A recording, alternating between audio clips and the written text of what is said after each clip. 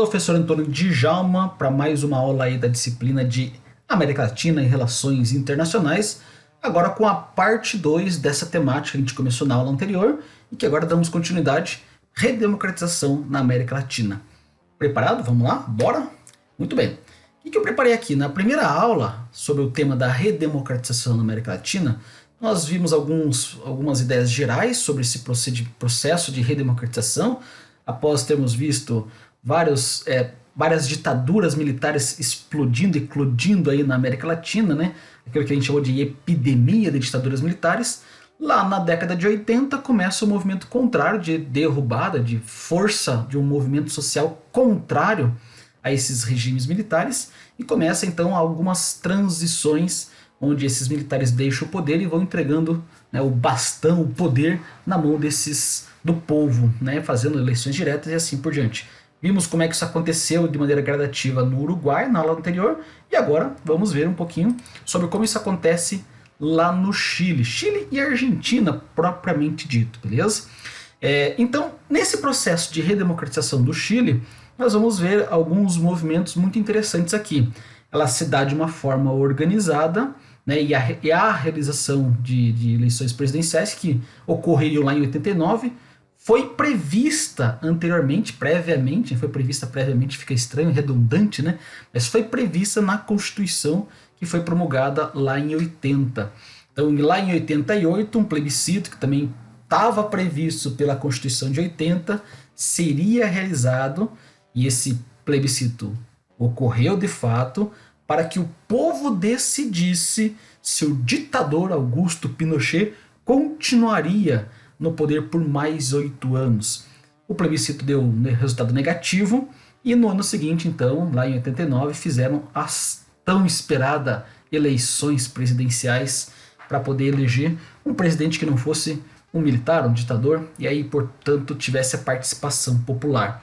O legal, entre aspas, né, legal, é que lá em 80, quando teve a pressão popular para que o Pinochet fizesse de fato essa transição, ela respeitou então esses ritos jurídicos dentro dessa Constituição de 80 e foi cumprido à risca esses processos. Após as eleições, após a saída do poder do Pinochet, né, se estabelece também, assim como foram nos outros países aqui da América Latina, estabeleceu-se também comissões de verdade para analisar as eventuais falhas, práticas, abusos e repressoras em relação à falta dos direitos humanos, a violação dos direitos humanos no Chile também. E a ditadura chilena então termina oficialmente em março de 90. Em abril, no mês seguinte, foi criada a Comissão Nacional de Verdade e Reconciliação, começando aí o processo, o caminho a ser trilhado no caminho das famosas políticas de memória daquele país. A comissão reparou familiares de mortos e desaparecidos políticos, realizou programas de apoio social e legal a essas famílias, organizou centros de documentação sobre o período da ditadura militar e promoveu a busca dos cadáveres das vítimas do aparato repressivo estatal. Então, todo esse movimento foi feito lá a partir de abril de 90, e aí começa então um trabalho de resgatar aí a memória desses que foram prejudicados, mortos, feridos, torturados, perseguidos, censurados durante o período de exceção. Além de ter empreendido uma série de políticas educacionais, isso foi uma novidade, né? Porque além de dar todo esse apoio, como a gente viu, o Chile também empreendeu uma série de políticas educacionais voltadas para a consolidação do respeito aos direitos humanos. E a partir lá de 2003, foi criada uma nova comissão, e essa Comissão Nacional sobre Prisão Política e Tortura. E essa nova comissão também passou a reparar pessoas que foram presas ou torturadas pela ditadura. Quando o relatório produzido na primeira etapa de trabalhos dessa nova comissão estava para ser publicado, em novembro lá de 2004, uma declaração muito interessante, né, meio que na contramão do que a gente vê entre os militares, aqueles que defendem os regimes militares como um todo, né? uma declaração do comandante-chefe das Forças Armadas chilena reconhece publicamente a responsabilidade das Forças Armadas pelos crimes cometidos no passado autoritário. Um meia-culpa público muito interessante e que talvez deveria servir como modelo para os outros, né? Mas, enfim, nós temos estamos vivenciando tempos um tanto quanto diferente. Se ali eles reconhecem publicamente os crimes e os abusos, aqui nós homenageamos aqueles que praticaram os abusos. Enfim, triste, mas ainda há esperança, um país da América Latina fazendo um pronunciamento desse tipo. Ao mesmo tempo, em conjunto nessa redemocratização e com essas comissões de verdade e com esse reconhecimento dos abusos feitos, também foi publicado como padrão, como vocês têm percebido, as leis que anistiam presos políticos, mas também anistiam aqueles que praticaram os atos, e repressores. Apesar dessas críticas e ainda de haver a lei da anistia chilena não ter sido revocada ou revista atualmente, e processos judiciais baseados na normativa internacional e que compreende os crimes de tortura, morte e desaparecimento de pessoas como crimes contra a humanidade e que, portanto, deveriam ser julgados, analisados, ido para o tribunal e condenados se for constatado a veracidade disso. Então, essa lei da anistia tem permitido que alguns agentes sejam levados aos tribunais. Então, a lei da anistia, na Argentina tem um peso, no Brasil também tem outro, e talvez a Argentina tenha sido a grande pioneira, a gente vai ver daqui a pouco na sequência, a conseguir condenar, aqueles que participaram dessa repressão, aqueles que estavam à frente no poder. Mas no Chile, infelizmente, o próprio ditador Pinochet faleceu, foi dessa para melhor, e aí não foi nem julgado os crimes contra a humanidade praticados sob o governo dele, por ele e sob o governo dele. Nenhum dos 200 processos que tramitavam contra ele na justiça foi adiante. E aí nós temos então esse caráter dessa redemocratização, mas que de democrático mesmo, a gente não vê muita coisa, ou pelo menos vê uma democracia cambaleante, E aí a gente precisa fazer e botar o dedo na ferida em algum momento. Mas o fato é que entre 90 e 2009 o Chile teve lá pelo menos 31 políticas voltadas à preservação, recuperação da memória e da verdade. Então isso é um grande avanço, isso é legal, porque mostra pelo menos uma preocupação em tentar, de certa forma, reparar os erros do passado e mais do que isso, preservar a memória para que o futuro não nos reserve situações semelhantes. Já na Argentina, meus caros, na Argentina acontece vários elementos que são comuns a esse processo de redemocratização, e acontece também na Argentina, mas na Argentina nós temos lá algumas fases interessantes também para a gente destacar aqui. Em 24 de março de 76, em meio à crise, conjugando fatores como a existência de guerrilhas e com a falta do controle estatal sobre os sindicatos e os problemas decorrentes de uma economia semi-fechada, como eu diria, as Forças Armadas vão lá e concretizam o 6º golpe de Estado na história do país no século XX.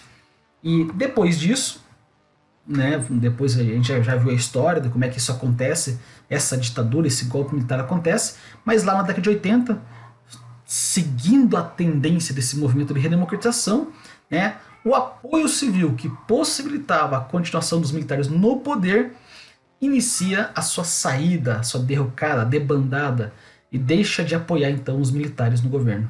Somada então à falta de apoio devido a essa intensidade da repressão e ao mau desempenho das políticas econômicas postas em prática pelo regime militar, a ditadura argentina começa visivelmente a ficar abalada.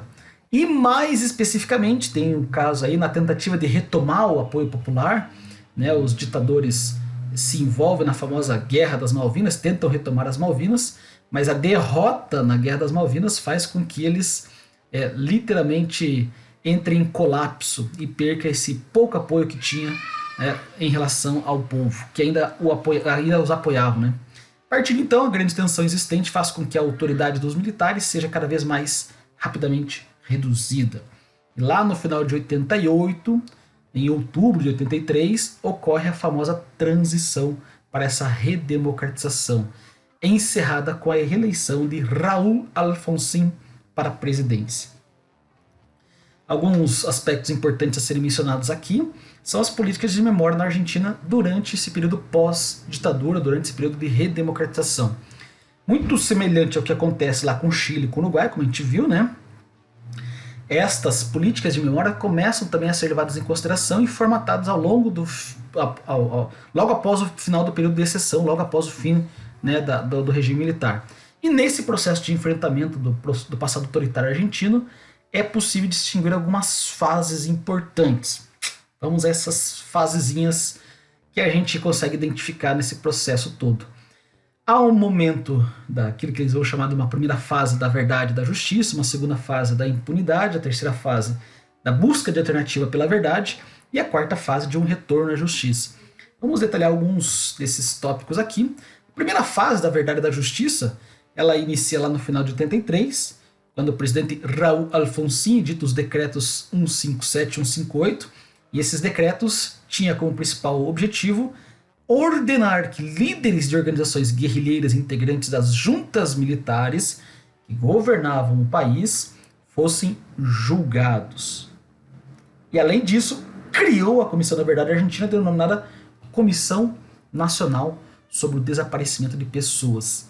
É interessante esse primeiro momento porque, né, em busca da verdade e da justiça, nós vamos ter talvez os primeiros presos por conta de práticas abusivas, por conta de repressões, por conta do abuso do poder aqui na América Latina.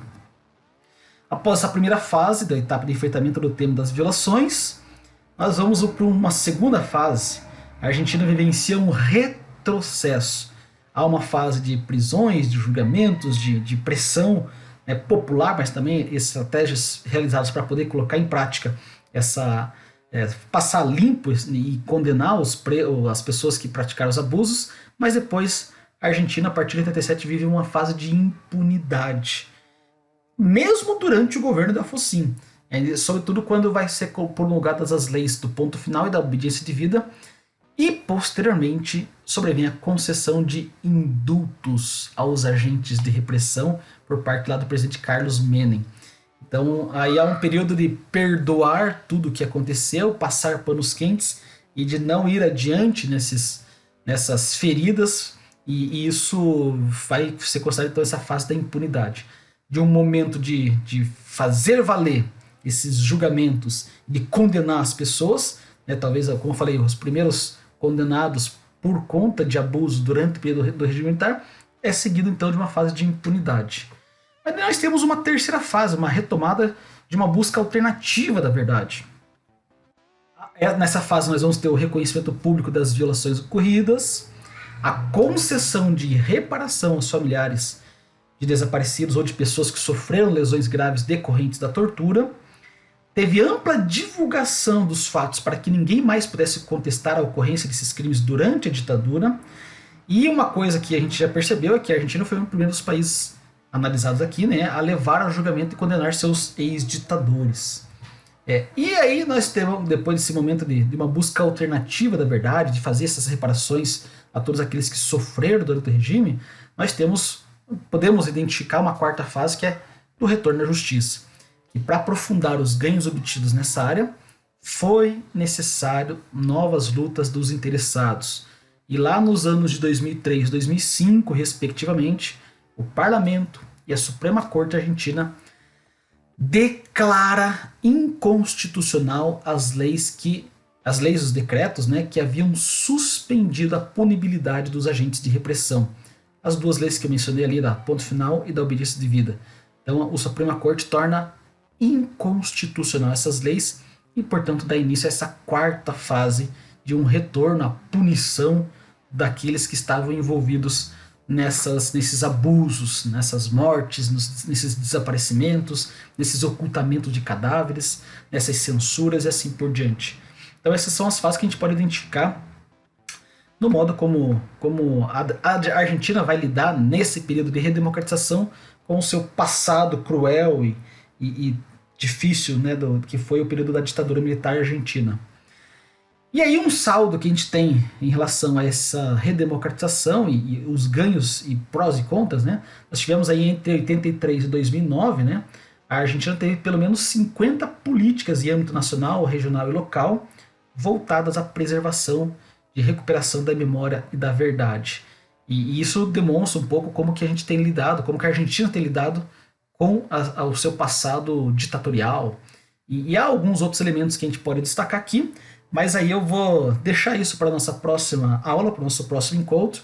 Né? Volto a dizer, nós temos um texto base aí para a nossa discussão, e aí esse texto base que fala qual democracia e destaca alguns pontos aí em relação a esse movimento de redemocratização no Brasil e na Argentina especificamente, e aí alguns desses elementos vão aparecer aqui, e sobretudo para enfatizar esse lado cambiante, né, esse lado cambaleante da nossa democracia nesse período pós-regimes militares, pós-ditadura. Nós nunca tivemos talvez uma democracia muito plena, né? E talvez essa participação popular sempre seja sujeita, submissa à vontade de grupos ou de interesses de uma elite ou de uma parcela muito pequena da população, e é isso que a gente vai verificar na América Latina como um todo.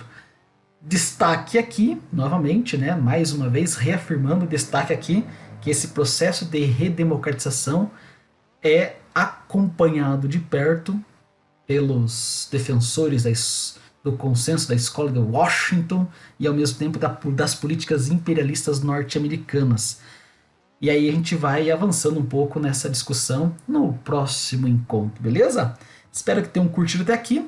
Uma última ideia para vocês, parte dessas informações, a maioria das informações que eu trouxe aqui, vocês podem encontrar também nesse artigo, né, que está disponível lá, feito pelo Carlos Arthur Galo, na Comissões da Verdade em Perspectiva Comparada, e fala aí algumas notas de experiências entre a experiência uruguaia, a chilena, a argentina, em relação a esse processo de redemocratização. E aí eu deixo como indicação de livro para você também, de material também, para a gente poder... Não é um artigo muito longo, né? Vocês podem encontrar ali. Está publicado lá na revista de História da Universidade Federal de Campo Grande, de Mato Grosso do Sul. Valeu, abraços, ficamos por aqui nesse momento e já sabe, tendo dúvidas, manda bala. Hasta la vista.